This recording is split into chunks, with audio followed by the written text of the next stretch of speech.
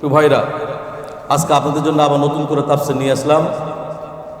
পবিত্র কোরআনুল কারীমের সর্বশ্রেষ্ঠ মর্যাদাপূর্ণ সূরার মধ্যে একটি অন্যতম সূরা সূরাতুল ফাতিহা। আলহামদুলিল্লাহ বলেন। আমরা সূরাটা সবাই মিলে একটু পড়ি একসাথে।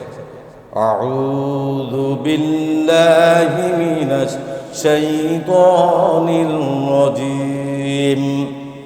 বিসমিল্লাহির রাহমানির রাহিম। আলহামদুলিল্লাহি রাব্বিল আলামিন। আর রাহমানির রাহিম। মালিকি ইয়াউমিদ্দিন। إياك نعبد وإياك نستعين.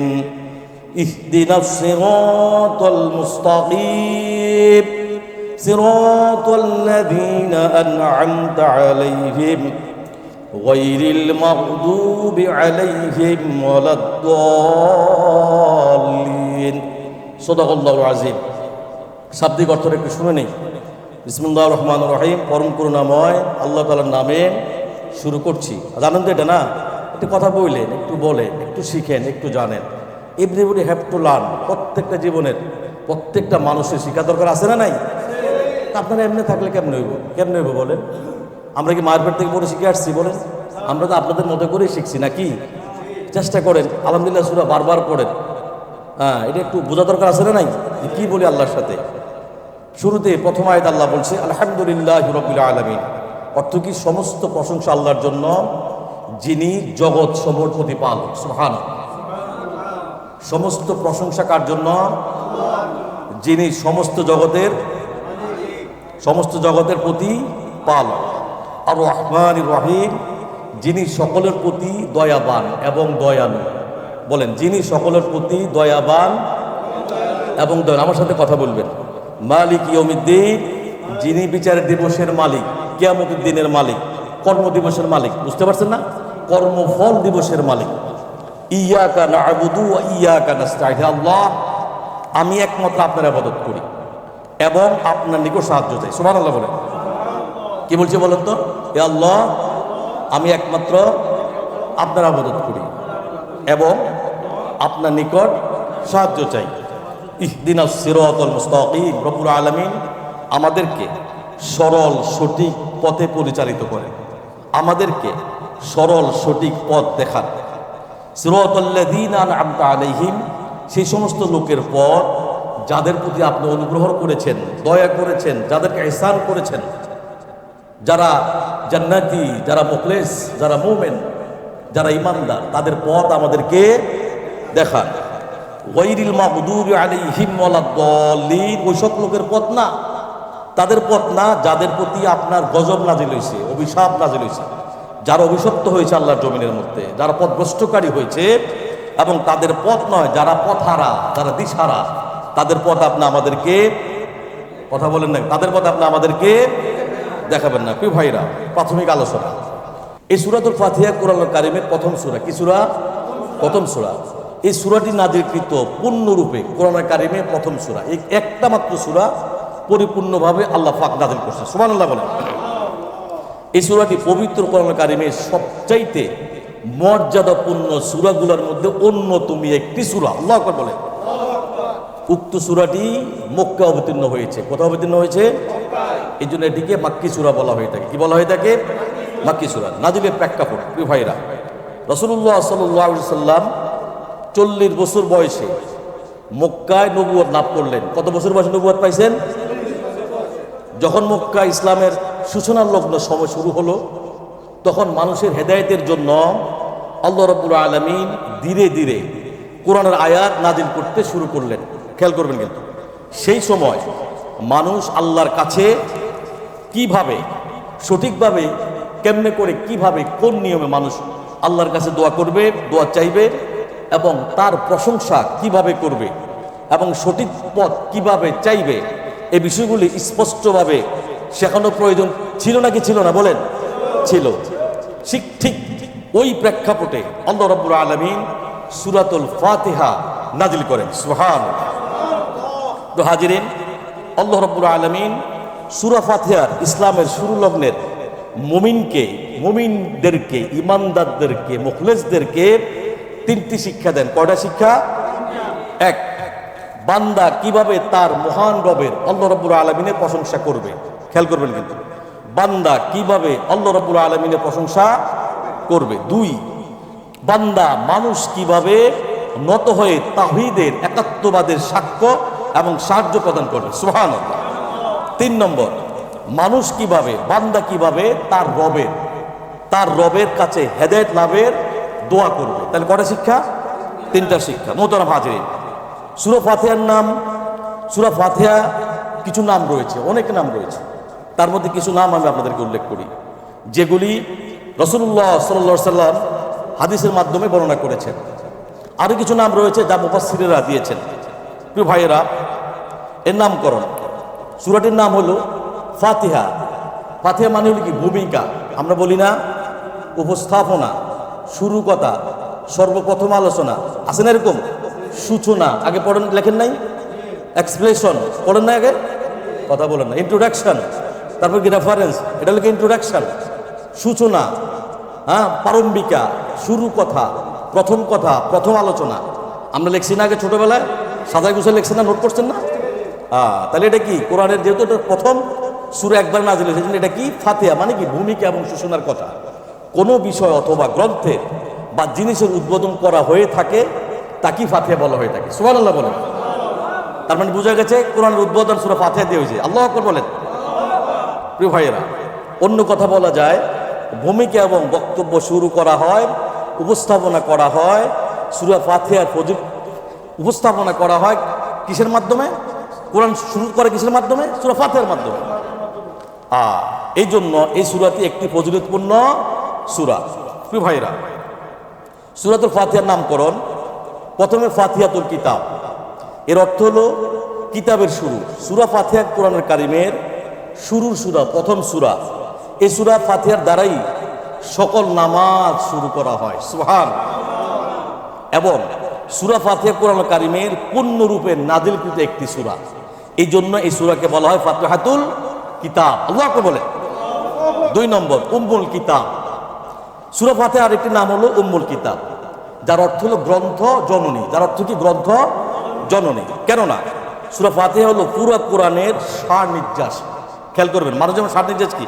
যদি আপনার এখানে যদি কলিজা না থাকলে বাঁচবেন, মাথা না থাকলে আপনি বাঁচবেন, কিছু জিনিস আছে অঙ্গ প্রত্যঙ্গের, যদি না থাকে আপনি বাঁচবেন। ঠিক তেমনি ভাবে সূরা ফাতিহা হলো কোরআনের কি? সার নির্যাস, এবং এ কারণে তাকে উম্মুল কোরআন বলা হয়ে থাকে। তিন নম্বর, আস-সাবহুল মাথানি। সূরা ফাতিহার আরেকটি নাম হলো আস-সাবহুল মাথানি, বারংবার পাঠিত, মানে বারবার পাঠিত একটি সূরা। আল্লাহু আকবার বলেন। যেমন ধরেন কোরআন শরীফের মধ্যে যদি আমরা নামাজের মধ্যে যেই কোনো আয়াত, যদি বড় আয়াত হয়, একবার পড়লে যদি তিনবার আপনার যদি নিঃশ্বাস আদান প্রদান করেন, কিন্তু আর ছোট ছোট আয়াত তিনবার পড়লে আপনি কিন্তু রুকুতে যেতে পারতেছেন, কিন্তু সূরা ফাতিহা অর্ধেক পড়ে আপনি রুকু যেতে পারবেন? কথা বলেন, পারবেন? এই জন্য সূরা ফাতিহা পরিপূর্ণভাবে পাঠ করা লাগবে।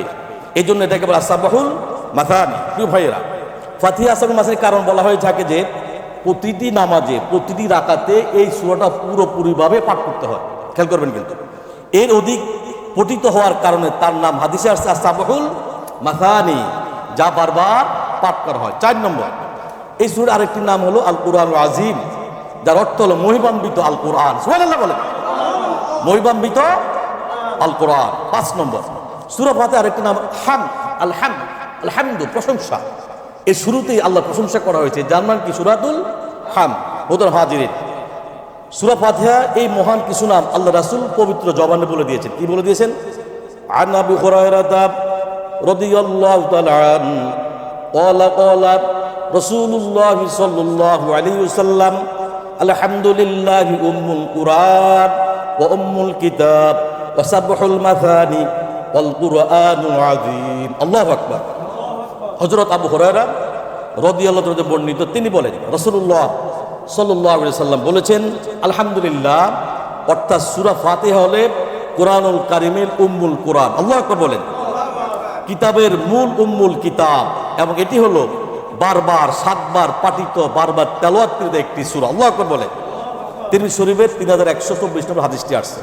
6 নম্বর, সূরা ফাতিহাকে as-সালাত বলা হয়ে থাকে, কারণ রাসূলুল্লাহ সাল্লাল্লাহু আলাইহি ওয়াসাল্লাম বর্ণনা করেছেন, আল্লাহ রাব্বুল আলামিন বলেছেন, আমি সালাতকে অর্থাৎ সূরা ফাতিহাকে আমার এবং বান্দার মাঝে দুভাগে ভাগ করছি। কয় ভাগে? দুভাগে ভাগ করছি। যখন বান্দা বলে আলহামদুলিল্লাহি রাব্বিল আলামিন, তখন আল্লাহ বলেন আমার বান্দা আমার প্রশংসা করেছে, সুবহানাল্লাহ। এই কারণেই সূরা ফাতিহাকে সালাত বলা হয়ে থাকে, আর সালাত বলা হয়ে থাকে কেননা এটি নামাজের একটি অপরিহার্য শর্ত। যদি সূরা ফাতিহা আপনি সঠিকভাবে না পড়তে পারেন, নামাজের মধ্যে সঠিকভাবে সহিভাবে যদি না পড়েন, তাহলে আপনার নামাজ হবে না, হবে না, হবে না। কথা মানে বুঝুন নাই? কথা বল না, আমি কি বললাম? যদি সূরা ফাতিহা সঠিকভাবে পরিপূর্ণভাবে সহি এবং তারতিল মাখরাজ অনুযায়ী আপনি যদি না পড়তে পারেন, যদি আপনি মরার আগ পর্যন্ত যত বছর আপনি আয়ু পাবেন, হায়াত পাবেন, আপনি নামাজ পড়ে, আল্লাহর কসম খেয়ে বলছি নামাজ আপনার হবে না, নামাজ হবে না। 7 নম্বর, এই সূরাকে রুকাইয়া সূরা বলা হয়ে থাকে, যার মানে কি জারফুকের সূরা। কারণ হযরত আবু সাঈদ খুদরি রাদিয়াল্লাহু তাআলা বর্ণিত আছে যে তিনি একজন অসুস্থ ব্যক্তিকে এই সূরা ফাতিহা দিয়ে জারফুক করেছিলেন। তখন রাসূলুল্লাহ সাল্লাল্লাহু আলাইহি ওয়াসাল্লাম তাকে বলেছিলেন, তুমি কিভাবে জানলে যে এটি রুকাইয়া সূরা, জারফুকের ব্যবহৃত হয়? সুবহানাল্লাহ। তার বোঝা গেছে কোনো ব্যক্তি যদি অসুস্থ হয়, এই সূরা পড়ে যদি আপনি ফু দেন, আল্লাহ পাক তাকে আরোগ্য করে দিবে, সুবহানাল্লাহ। 8 নম্বর, এই সূরাকে আশ-শিফা বলা হয়ে থাকে, কারণ ইমাম দারামি রাহিমাহুল্লাহ আলাইহি তার কিতাব সুনামে দারামিতে হযরত আবু সাঈদ খুদরি রাদিয়াল্লাহু তাআলা থেকে বর্ণনা করেন যে ফাতিহাতুল কিতাব অর্থাৎ সূরা ফাতিহা হলো সব রকমের শেফা, সুবহানাল্লাহ বলেন। 9 নম্বর, ইমাম শাফিঈ রাহমাতুল্লাহ আলাইহি ইবনে আব্বাস রাদিয়াল্লাহু তাআলা একটি হাদিস বর্ণনা করেন, তিনি সূরা ফাতিহাকে কোরআনের ভিত্তি স্তম্ভ বলেছেন, আল্লাহু আকবার বলেন, নাম অতিবাহিত করেছেন। 10 নম্বর, ইমাম সুফিয়ান ইবনে উয়াইনা রাহিমাহুল্লাহ বলেছেন, একে আল ওয়াকিয়া, এর অর্থ হলো রক্ষাকারী নামে অতিবাহিত করেছেন, আল্লাহু আকবার। 11 নম্বর, আর ইবনে আবি কাসির রহমতুল্লাহ আলাইহি একে আল কাফিয়া অর্থাৎ পর্যাপ্তকারী সূরা হিসাবে বর্ণনা করেছেন, আল্লাহু আকবার। কারণ এটি অন্য সবকিছু পরিবর্তে যথেষ্ট হয়ে যায়, আল্লাহু আকবার, কিন্তু এর পরিবর্তে অন্য কিছু যথেষ্ট হয় না। 12 নম্বর, এমনিভাবে সূরা ফাতিহাকে বলা হয় তাকে সূরাতুল আস-সালাত, নামাজের ধনভাণ্ডার। প্রিয় ভাইয়েরা, ইমাম জামাশারি রাহিমাতুল্লাহ আলাইহি বলেছেন তার কিতাবে আল কাসাসে এই নামগুলো তিনি উল্লেখ করেছেন। ইবনে কাসিরের মধ্যে কথা বলে আসছে। আল্লাহ রাব্বুল আলামিন উক্ত সূরার বারাকাগুলি আমাদের সকলকে নসিব করুন, বলে আমিন। প্রিয় ভাইয়েরা, সহিহ মুসলিম শরীফ হাদিস নম্বর 395, আন আবু হুরায়রা রাদিয়াল্লাহু তাআলা আনহু, ইসলামের অন্যতম সাহাবী, সর্বশ্রেষ্ঠ সাহাবী, সবচেয়ে হাদিস লিখিত বেশি সাহাবী, তিনি বলেন, বলেন নবী রাসূলুল্লাহ সাল্লাল্লাহু আলাইহি ওয়াসাল্লাম, আমি রাসূলুল্লাহ সাল্লাল্লাহু আলাইহি ওয়াসাল্লাম সামি'তু, আমি শুনেছি, আল্লাহ রাব্বুল আলামিন বলেন, আমি সূরা ফাতিহাকে আমার এবং আমার বান্দার মাঝে দুভাগে ভাগ করেছি, সুবহানাল্লাহ। একটু মনোযোগ দেন প্রিয় ভাইয়েরা। আর আমার বান্দা যখন আমার বান্দার জন্য তাই থাকবে, যখন সে যাই চাইবে তখন সে তাই পাবে, সুবহানাল্লাহ। প্রিয় ভাইয়েরা, কোনো বান্দা নামাজের মধ্যে যখন দাঁড়িয়ে যায়, নামাজের মধ্যে যখন দাঁড়িয়ে যায়, দুনিয়ার সব পেরেশানি ছেড়ে যখন আল্লাহর ধ্যানে সে মগ্ন হয়ে যায়, আল্লাহ প্রেমে যখন সে পাগল হয়ে যায়, তখন সে এমন প্রেমে সে পড়ে যায়, বান্দা যখন পড়ে, বান্দা যখন বলে আলহামদুলিল্লাহি রাব্বিল আলামিন, তখন আল্লাহ বলেন হামিদানি আব্দি, হামিদানি আব্দি, অর্থ আমার বান্দা আমার প্রশংসা করেছে, সুবহানাল্লাহ। হামিদানি আব্দি, আমার বান্দা আলহামদুলিল্লাহি রাব্বিল আলামিন, বান্দা বলছে, আল্লাহ উত্তর দিচ্ছে কি, হামিদানি আব্দি, আমার বান্দা আমার প্রশংসা করেছে। প্রিয় ভাইয়েরা, দ্বিতীয় আয়াতে যখন বান্দা বলেন আর রহমানির রহিম, তখন আল্লাহ জবাবে বলেন আসনা আলাইয়া আব্দি, আল্লাহ কয় আমার বান্দা আমার গুণগান করেছে, সুবহানাল্লাহ। তারপর তখন যখন বান্দা বলে মালিক ইয়াউমিদ্দিন, তখন আল্লাহ জবাবে বলে মাজ্জাদানি আব্দি, আমার বান্দা আমাকে মহিমান্বিত করেছে। আল্লাহু আকবার বলে। ভাইয়েরা, যখন বান্দা বলে ইয়্যাকা না'বুদু ওয়া ইয়্যাকা নাস্তাঈন, আল্লাহ জবাবে বলেন হাযা বাইনি ওয়া বাইনা আব্দি ওয়া লিআব্দি মা সাআলা। আল্লাহ বলেন এটি আমার এবং আমার বান্দার মাঝে একটি বিষয়, আর আমার বান্দার জন্য আছে তাই যে চাইবেন আমার বান্দা তাই পেয়ে যাবে। সুবহানাল্লাহ। অর্থাৎ বান্দা আমার ইবাদত করবে আর তাকে সাহায্য করার দায়িত্ব একমাত্র আমি আল্লাহর। বান্দা শুধু একমাত্র আমার ইবাদত করবে, আমার সিজদা দেবে, আমার তাসবিহ পড়ে আমার গুণগান করবে, আমাকে সিজদা করবে, আমাকে সুজুদ করবে।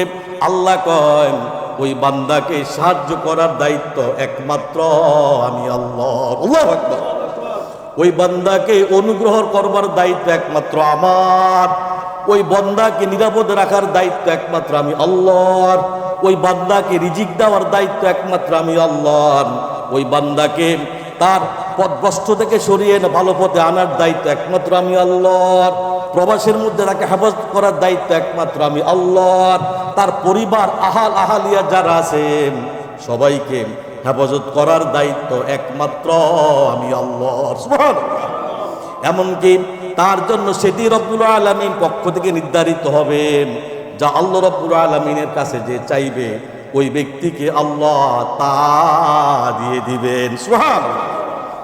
অতঃপর যখন বলে ইহদিনাস সিরাতাল মুস্তাকিম সিরাতাল লাযীনা আন'আমতা আলাইহিম গায়রিল মাগদুবি আলাইহিম ওয়ালাদ-দাল্লিন, তখন আল্লাহ জবাবে বলেন হাযা লিআবদি ওয়া লিআবদি মা সাআলা। আল্লাহ কন এগুলো আমার বান্দার জন্য রয়েছে, যা চাইবে রয়েছে, যা চাইবে তা সে পাইবে। সুবহানাল্লাহ। অর্থাৎ আল্লাহ রাব্বুল আলামিন বলতেছেন এগুলো, অর্থাৎ এই হেদায়েত বান্দা হেদায়েত তো তোরে দুনিয়ার কেউ দিতে পারবে না রে। নামাজি তো তোরে তুই চাইলেও হইতে পারবি না রে। মুসলমানের সন্তান তুই চাইলে হতে পারবি না রে। আল্লাহর মুখলেস বান্দা তুই চাইলে হতে পারবি না রে। আল্লাহর মোমেন বান্দা তুই চাইলে হতে পারবি না রে। আল্লাহর জান্নাতি মেহমান তুই চাইলে হইতে পারবি না রে। আল্লাহর কাবা ঘরের মেহমান তুই চাইলে হইতে পারবি না রে, যদি আমি আল্লাহ তোকে যদি কবুল না করি। আল্লাহু আকবার। আমি যদি তোরে সিরাতুল মুস্তাকিমের পথ যদি না দেখাই, ওই রাস্তাটা যদি আমি তোর না দেখাই বান্দা, তুই পথভ্রষ্ট হয়ে যাবি, তুই অন্ধকার চন্নে চলে যাবি। আলো কি জিনিস কোনোদিন দেখবি না রে। জান্নাত কি জিনিস দেখবি না। কবরের মধ্যে শান্তি নাই, কবরের মধ্যে শান্তি নাই, মৃত্যুর মধ্যে শান্তি নাই, জাহান্নামের মধ্যে শান্তি নাই। আল্লাহকে বান্দা আমি যখন তোরে সরল সঠিক পূর্ণ পন্থা যখন তোকে দেখিয়ে দিব রে, তখন তোরে দুনিয়ার হেদায়েত তোকে আমি দিয়ে আল্লাহ রাব্বুল আলামিন তোর জীবনের সমস্ত গুনাহগুলো আমি আল্লাহ মাফ করে দিব। সুবহানাল্লাহ। আল্লাহকে বান্দা জানোস নাকি রে আল্লাহকে বান্দা আমি যদি চাইতাম তোকে একটা হিন্দুর ঘরে দিতে পারতাম রে। আমি যদি চাইতাম একটা কাফেরের ঘরে তোরে দুনিয়া আনতে পারতাম। আমি যদি চাইতাম একটা মুশরিকের ঘরে তোরে জন্ম দিতে পারতাম। একটা ইহুদির সন্তান তোরে বানাইতে পারতাম, একটা নাসারার সন্তান তোরে বানাইতে পারতাম। আল্লাহকে বান্দাম আমি তো তোরে হেদায়েত দিয়ে মায়ের গর্ভের মধ্যে তোরে এত ভালোবাসছি। আমি তোর দাদাকে আমি ভালোবাসছি, তোর আম্মাকে আমি ভালোবাসছি, তোর বাবাকে ভালোবাসছি, তোর আহালিয়া যারা আছে তাদেরকে আমি ভালোবাসছি রে। তুই তো জানোস না আমার জাহান্নাম যে কত কঠোর। তুই তো জানোস না আমার শাস্তি, আমার দয়া যত সহজ, আমার শাস্তি তার চাইতে বেশি কঠোর। তুই তো জানোস না কবরের আযাব যে কত কঠোর। তুই তো জানোস না মালিক ইয়াউমিদ্দিন বিচারের দিন যে কত কঠোর হবে রে বান্দা। আমি তোকে ভালোবাসছি, তোর পরিবারকে ভালোবাসছি, তোর আহালিয়াদেরকে ভালোবাসছি, তোর আব্বাকে পছন্দ করছি, তোর দাদাকে পছন্দ করছি, তোর নানাকে পছন্দ করছি, তোর মাকে পছন্দ করছি। আমি তোরে মায়ের গর্ভ থেকে কালেমা পড়ে আল্লাহর জমিনে আমি তোরে নিয়ে আসছি। সুবহানাল্লাহ।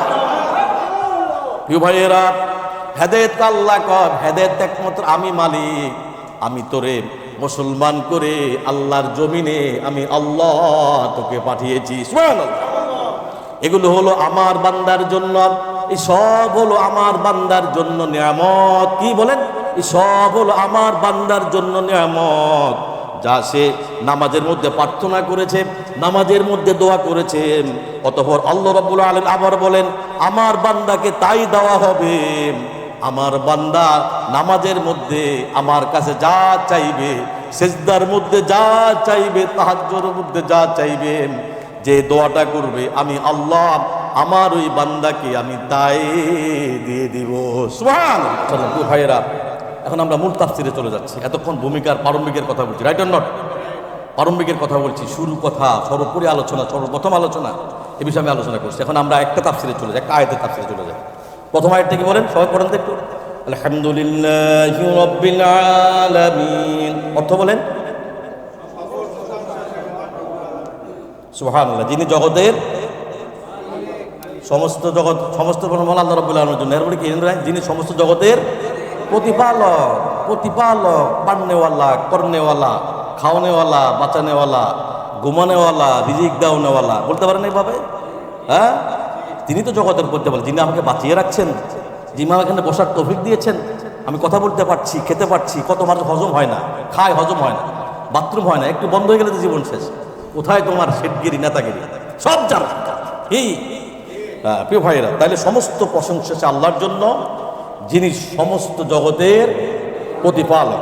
মুহতারাম হাজিরিন, আলহামদু শুরুতে আমি বলি, অর্থাৎ কৃতজ্ঞতা শুধু একমাত্র আল্লাহর জন্য। এটা অর্থ হলো এটা, প্রশংসা শুধু একমাত্র আল্লাহর জন্য, কৃতজ্ঞতা শুধু একমাত্র আল্লাহর জন্য, প্রশংসা শুধু একমাত্র আল্লাহর জন্য।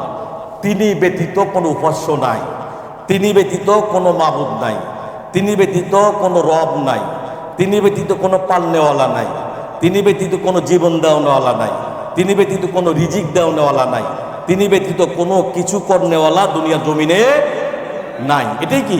আলহামদুলিল্লাহি রাব্বিল আলামিন। না কোনো সৃষ্টির জন্য যে অনুগ্রহ তিনি আমাদের উপর করেছেন তা অগণিত, অসীম। এখন অনুগ্রহকে একটু আগে বলছি, আল্লাহর কাছে শুকর, আমরা মুসলমান হয়ে আল্লাহ জমিনে আসছি। কি অনুগ্রহ করেছেন? করছেন আল্লাহ। আল্লাহ আমাদের সর্বশ্রেষ্ঠ মাখলুকাতকে আল্লাহ জমিনে পাঠিয়েছেন। সুবহানাল্লাহ বলেন। কি অনুগ্রহ করছেন? আল্লাহ পাক আমাদেরকে ইমানদার করে মুসলমান আল্লাহ জমিনে পাঠিয়ে দিয়েছেন। সুবহানাল্লাহ। কি অনুগ্রহ করছেন? আল্লাহ আমাকে প্রতিবন্ধী বানায় নাই। বুঝেন না কথাটা? কি অনুগ্রহ করছেন? আল্লাহ আমাকে অন্ধ বানায় নাই। কি অনুগ্রহ করছেন? আল্লাহ আমাকে হাত ছাড়া বানায় নাই। কি অনুগ্রহ করছেন? আল্লাহ আমাকে পা ছাড়া বানায় নাই। কি অনুগ্রহ করছেন? আল্লাহ আমাকে মুখ দিছে, নাক দিছে, চোখ দিছে, কান দিছে, খাওয়ার মধ্যে তৌফিক দিছে, হজম করার মধ্যে তৌফিক দিছে, হাঁটার তৌফিক দিছে। সমস্ত কার অনুগ্রহ? আল্লাহর অনুগ্রহ। তার মানে আল্লাহর অনুগ্রহ কি? দুনিয়াতে যা কিছু কার অনুগ্রহ হয়? আল্লাহর অনুগ্রহ হয়। তাহলে আমরা বুঝতেছি যে আল্লাহ পাক তার অনুগ্রহে আমাদেরকে স্ত্রী সন্তান দান করছেন। সুবহানাল্লাহ বলেন। তার অনুগ্রহে অনেক সন্তান দুনিয়াতে আছে। বাবা মা নাই, আছে? আত্মীয় স্বজন না, আছে না? লাওয়ারিস আছে না সন্তান? আল্লাহ পাক আমাদেরকে সব কিছু দিয়েছে। সুবহানাল্লাহ।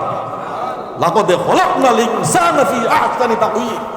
আল্লাহ কোরআনের কথা, এত সুন্দর সূরত আকৃতি আমি কাউকে দেই নাই, যেটা আমি মানুষ করে দিয়েছি। সুবহানাল্লাহ বলেন।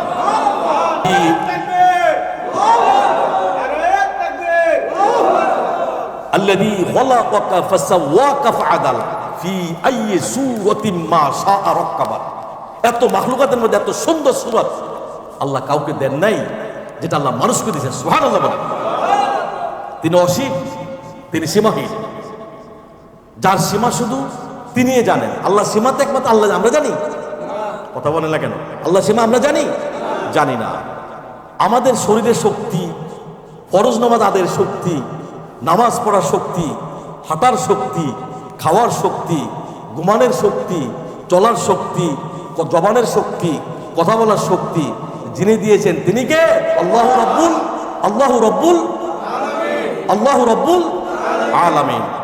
দুনিয়ার রিজিক, প্রবাসীর রিজিক, আমাদের আনন্দ, আমাদের স্বাচ্ছন্দ্য, আমাদের পরিবার, আমাদের সন্তান, আমাদের আহালিয়াত, সমস্ত কিছু একমাত্র আল্লাহর দয়া, আল্লাহর যোগ্যতায় আল্লাহ পাক আমাদেরকে প্রদান করছেন। সুবহানাল্লাহ। প্রিয় ভাইয়েরা, তিনি আমাদের সঠিক পথে ডাকেন, তিনি চিরস্থায়ী সুখ শান্তির দিকে আমাদেরকে পরিচালিত করেন। তাই শুরু ও শেষ সব শুকর কৃতজ্ঞতা প্রশংসা একমাত্র আল্লাহ রব্বুল আলামিনের জন্য। সুবহানাল্লাহ।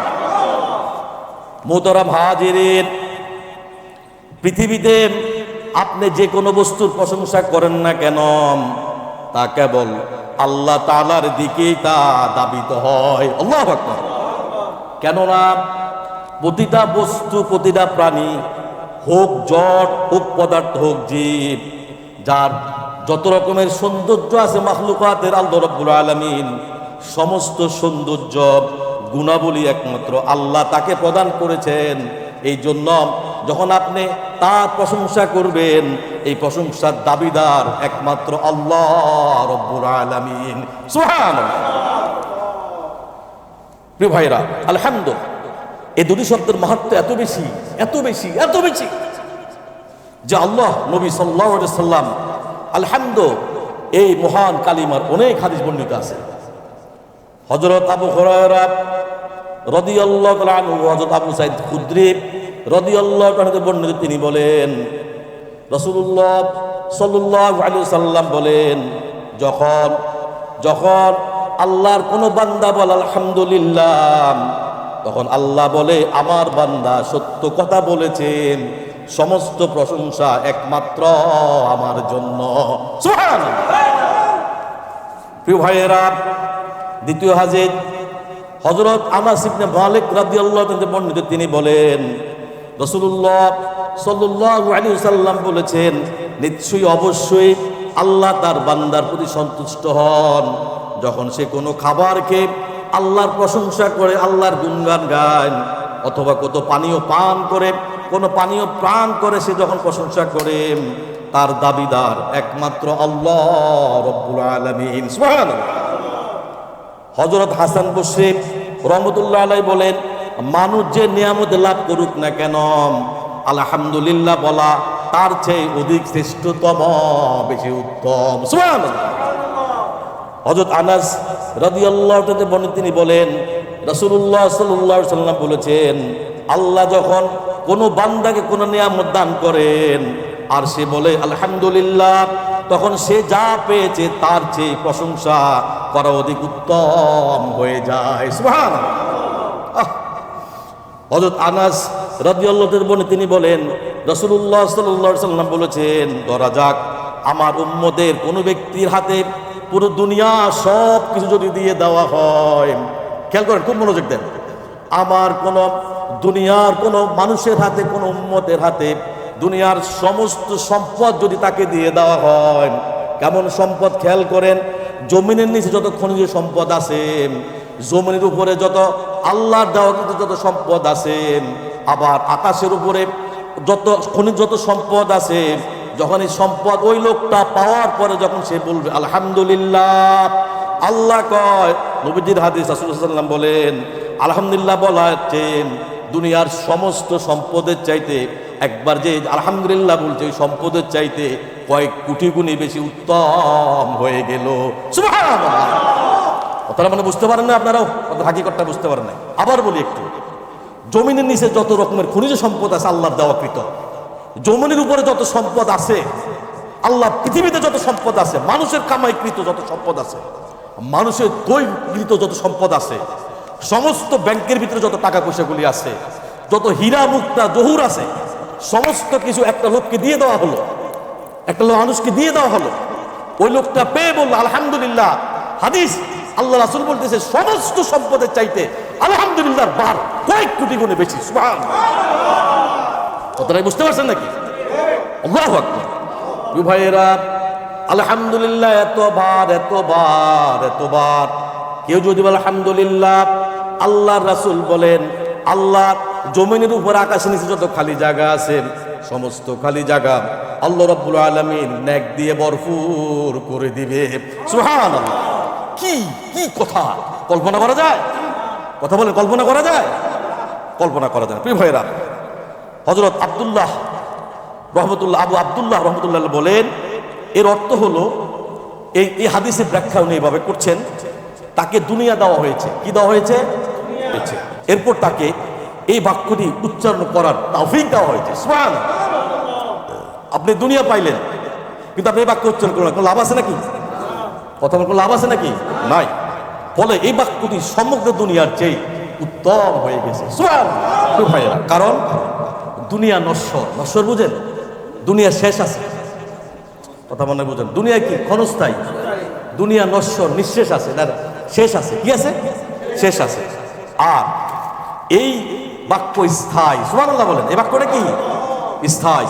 এটি আল বাকিয়াতুল সালিয়া, স্থায়ী আলামত সমূহ অন্তর্ভুক্ত। বললাম ভাইয়েরা, আল্লাহর প্রশংসা আল্লাহ পাক বর্ণনা করতে গিয়ে সূরা মারিয়ামের ৭৬ নম্বর আয়াতে আল্লাহ পাক বলছেন, ওয়ায়াজিদুল্লাহুল্লাযীনা ইহতাদাউ ওয়ায়াজিদুল্লাহুল্লাযীনা ইহতাদাউ হুদা।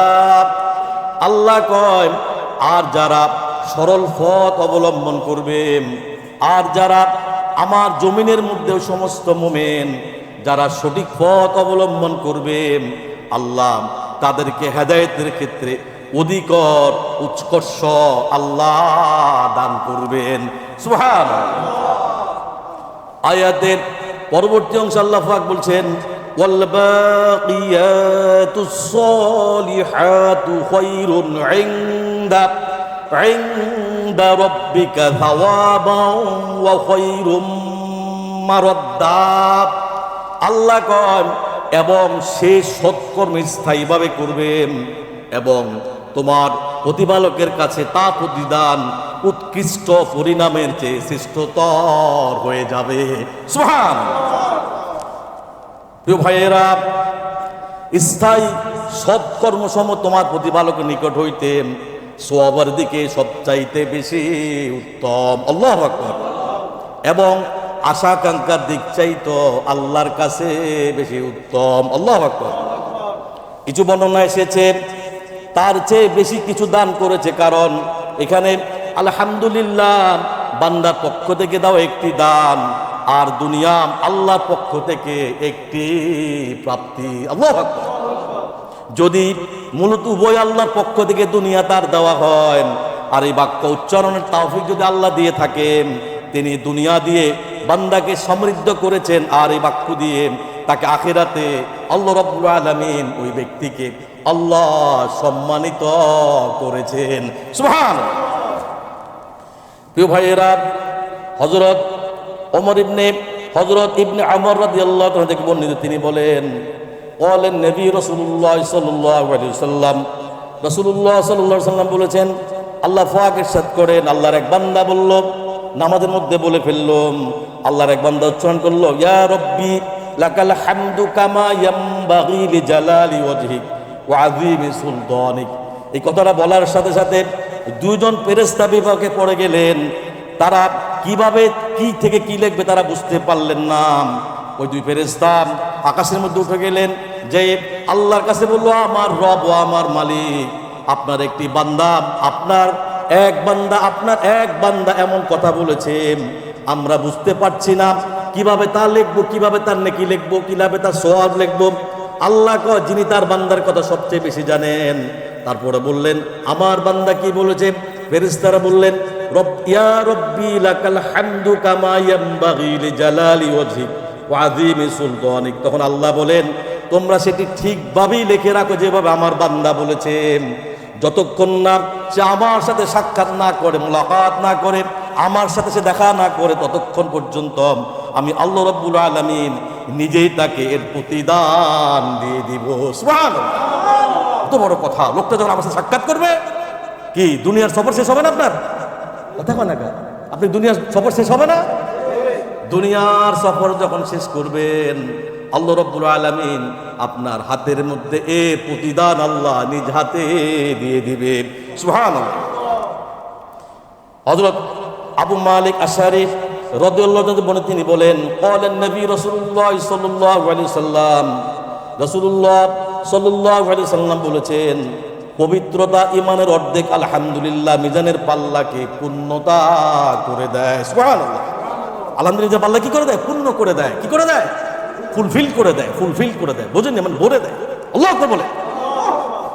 আর সুবহান আলহামদুলিল্লাহ, আকাশ ও পৃথিবীর মধ্যে যা কিছু আছে তা পর্যন্ত পূরণ করে দেয়। সুবহান সুবহানাল্লাহি ওয়া বিহামদিহি, আল্লাহু আকবার বলেন।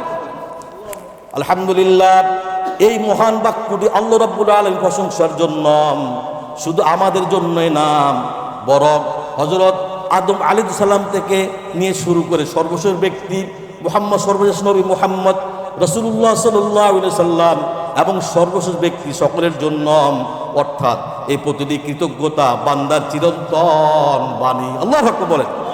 আল্লাহ আল্লাহ তু মেরা মাবুদ হ্যায়, আল্লাহ আল্লাহ তু মেরা মাশুক হ্যায়, আল্লাহ আল্লাহ তু মেরা রহমান হ্যায়, আল্লাহ আল্লাহ তু মেরা রহিম হ্যায়। ইয়া ইলাহি মুঝসে মুঝকো दूर कर, कहते देखो मुझ में तुझको एक नजर। या इलाही तू मेरा माबूद है, या इलाही तू मेरा माशूक है, या इलाही तू मेरा रहमान है, या इलाही तू मेरा रहीम है। মুহতারাম হাজিরিন, আলহামদুলিল্লাহ, এই মহান বাক্যটি আন ইবনে আব্বাস আন্নাহু ক্বাল, হযরত ইবনে আব্বাস রাদিয়াল্লাহু তাআলা বলেন, আলহামদুলিল্লাহি আলহামদুলিল্লাহি কালিমাতু কুল্লু শাকিরিন, আলহামদুলিল্লাহি কালিমাতু কুল্লি শাকির। হযরত ইবনে আব্বাস বলেন, আলহামদুলিল্লাহ এটি প্রত্যেক কৃতজ্ঞতা বান্দার কথা। আল্লাহু আকবার। যারা কৃতজ্ঞতা পোষণ করবে তারা কি বলবে?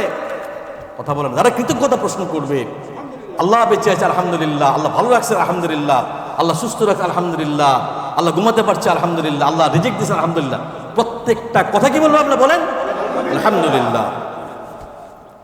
ওয়া ইন্না আদম আলাইহিস সালাম ক্বালা হিনা আতাসা আলহামদুলিল্লাহ। খেয়াল করবেন, ওয়া ইন্না আদম আলাইহিস সালাম ক্বালা হিনা আতাসা আলহামদুলিল্লাহ। হযরত আদম আলাইহিস সালাম যখন তাকে প্রথমবারের মধ্যে তার দেহের মধ্যে ঝুঁটা দেওয়া হয়েছিল, তখন তিনি বলেছেন, হাসি আসছিল, তখন তিনি বলেছিলেন আলহামদুলিল্লাহ। সুবহানাল্লাহ।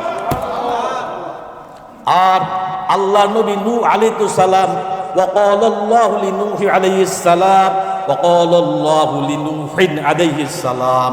নবী নূহ আলাইহিস সালাম বললেন, আল্লাহ পাক কোরআনের মধ্যে কথাটা কোট করে দিয়েছেন, ফাকুলিল হামদুলিল্লাহিল্লাযী নাজ্জানা মিনাল কওমিয যালিমিন। আল্লাহ পাক নবী নূহ আলাইহিস সালাম বললেন, হে নূহ আপনি বলুন, সমস্ত প্রশংসা একমাত্র আল্লাহর জন্য। সুবহানাল্লাহ। যিনি আমাদেরকে জালিম সম্প্রদায় থেকে যিনি আমাদেরকে মুক্তি দান করেছেন। আল্লাহকে বলেন।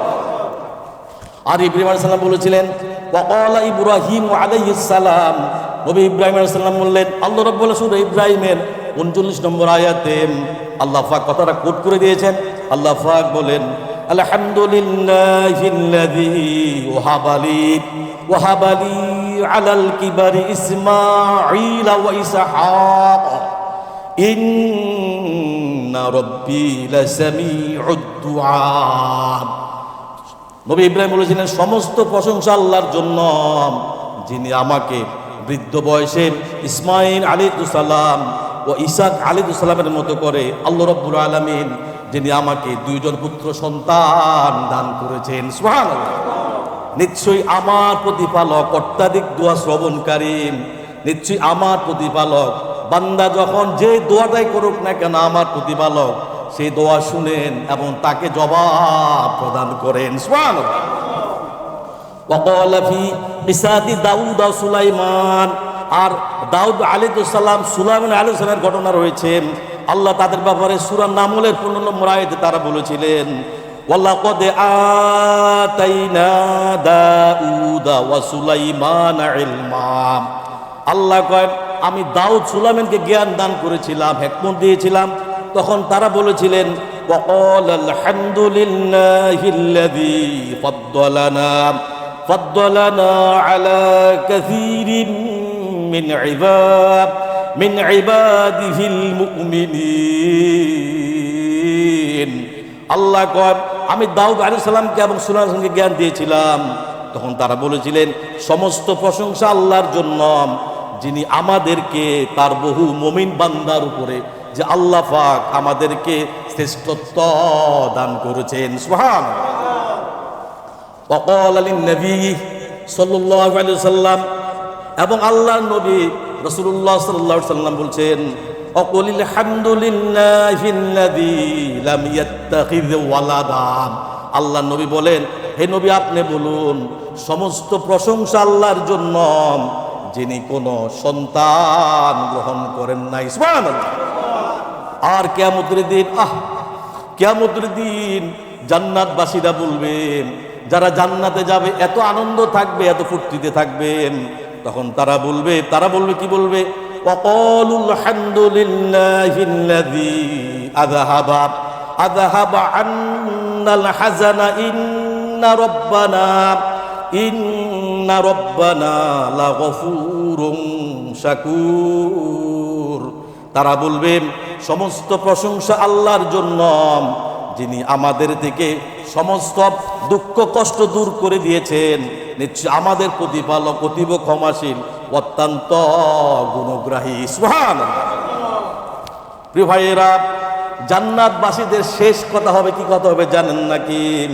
জান্নাতবাসীরা এত আনন্দ ফুর্তিতে থাকবে, তখন তারা বলবেন ওয়া আখিরু দাওয়াহুম আনিল হামদুলিল্লাহি রব্বিল আলামিন।